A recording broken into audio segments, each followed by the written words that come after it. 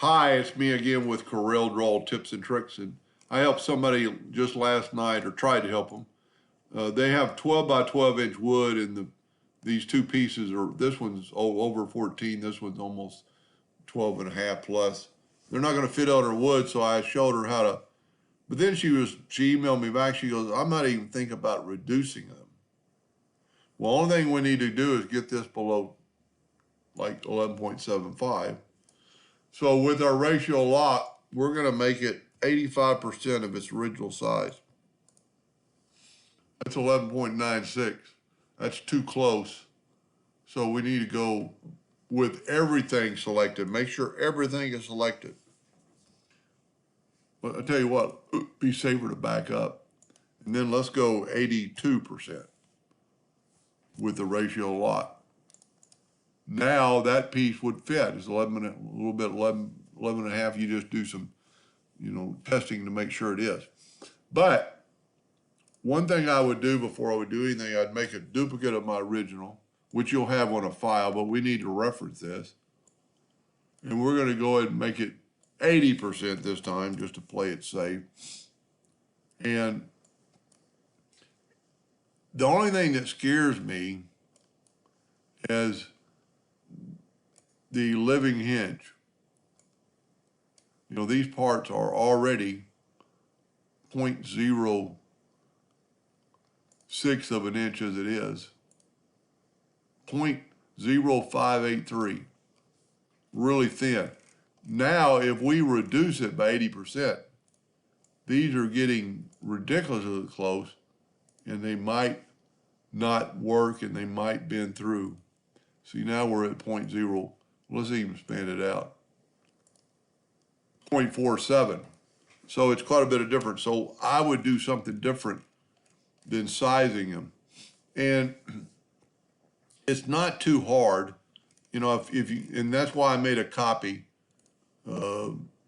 Take your shape. You don't have to reduce this dimension. I just did a video about this last night.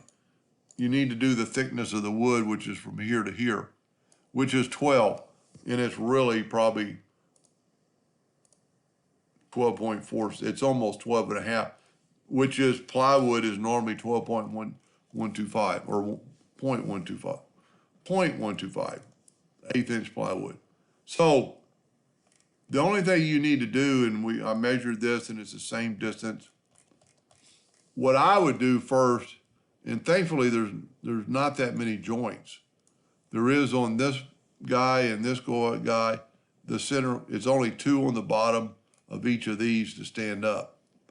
The majority of the tabs are going to be here, but this could be really easily done. And maybe we need to make life easier. Let's say this is 3 inches, so put our nudge factor to 4. We're going to select that, go up to Object, Group, and Ungroup. We didn't ungroup it all. Go up to Object, Group, and Ungroup. Sometimes there's more than stuff there. So we got that's exactly what I wanted to do. I wanted my living hinge out of the way, and now we have, like I said last night, I get rid of the numbers. Now all we need to do, since this is a straight shot, we might be able to do it all in one shot. Take the shape tool. Well, they're so minute and the nodes aren't perfect. I kind of like this idea, but the nodes aren't perfect. So we have it to, remember it's 0.125, but this is only 0.10, which is basically that 80%. So let's change this to 0.02. And take your shape tool and select this and just nudge it up. Okay? Now I changed the shape, but this is just to hold it in there. I've never even seen this till yesterday, stuff like this. So now we're at 0.12, probably can go further. Yeah, we're really close, so I think that's dead on. So once you've got your nudge factor kind of figure out, and I would do a test cut, and I've got plenty of videos, and for the person I'm doing this for, if you've never seen that, video just, it's really easy. So it's really easy if these things weren't quite so small, you know, you could do 2 at a time. Just make sure you get them all. And this thing is really symmetrical. You can almost cut it in half and just do the one side. And I'm not going to do them all. You can see the ones I've done and the ones I haven't done. Just grab all that. Let's try to do 4 at a time. And you'll know you messed up if the bottom line comes. So that's how little bit of time it took to do that. Now the other one you need to change besides the tabs is these holes right here. Because originally, let's go up to Object, Group and Ungroup so we can grab that rectangle. Probably I'd select them too and break curve apart. That slot is 0.16. That doesn't matter, it's this slot. So see, is that, so I would go 0.125. That's gonna, well, take it back. Unlock your ratio, 0.125. And, you know, just type that in, remember to do the 0.125. And all the way around. I showed it in a video last night, and I didn't actually do it. It didn't take 0.125. And I did a video last night, and I'll do another one on this one. That's in the middle point of the, so we're in the midpoint, come on. We're in the midpoint, let me zoom in. I'm just trying to prove that when you enlarge this one we're going to have to go to Object, break the curve apart. When you enlarge this to 0.125, it's still in the center. It didn't move the placement of it. So it's only going to take some time. Now the real reason for the video is that I don't like this being small. So what I would do is with the ratio lock, put it back to 100%. Wow, it went 200%.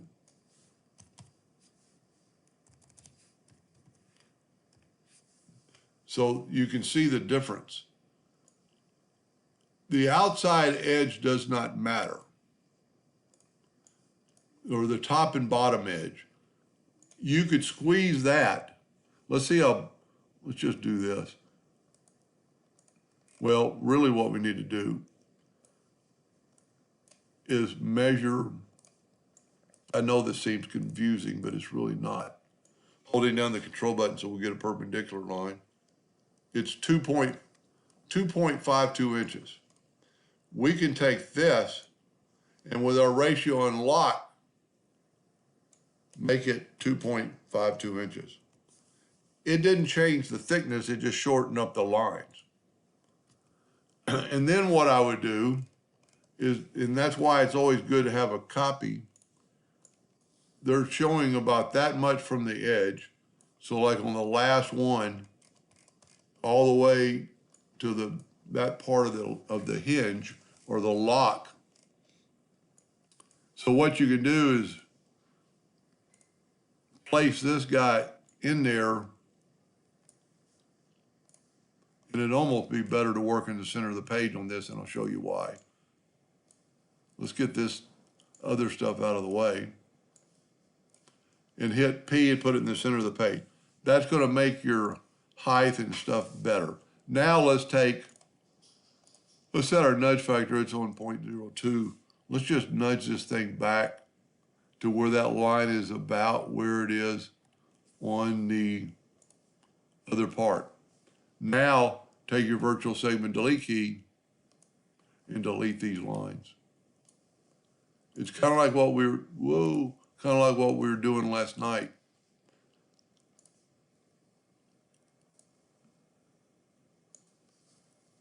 And then this one's a little tricky, but we don't Well, that worked out good.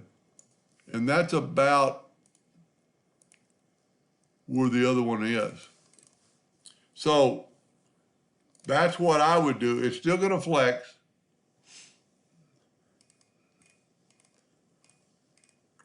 You know what I was just thinking? Well, no, it'll work. Because we reduced it the same. I was going to say, you know, it's not going to fit in the notches. But let's just see. Make sure. Control G and group that together. And let's take this guy. And if you remember from the video last night that we had a straight part in there, then I would definitely get rid of those numbers. And that fit right there. Because we reduced it equally, let me actually move it like right there. Double click on this, get your center rotation to like that node, and then just bring this guy up.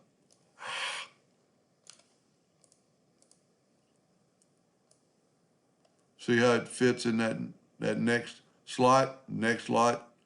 Now the next slot might not work because it's having to bend around there, but the next two slots fit.